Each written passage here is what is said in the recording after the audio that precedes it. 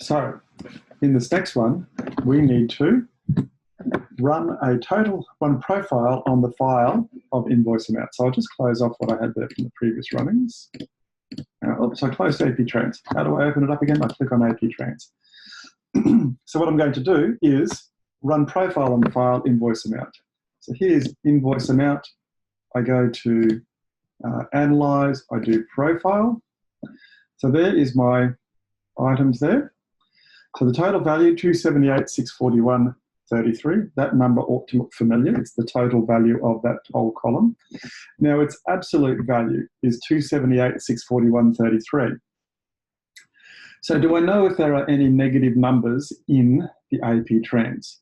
Well, I know that there aren't, because the absolute value is the same as the total value. If there were negatives in there, the absolute value would take the absolute value of every number in that column, and it would calculate out and tell me that there was a difference. The negatives would become positives, and the absolute value would be higher than total value, because total value would allow for the negatives.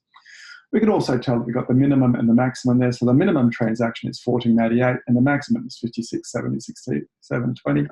I do know that by looking at that I have probably got a fairly large transaction, at least, dominating that total value.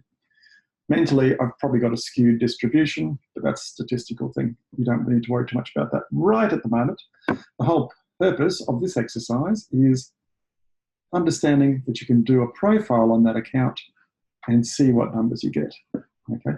Now this could equally be sales orders. It could be credit notes. It could be a log of people entering a building or leaving a building.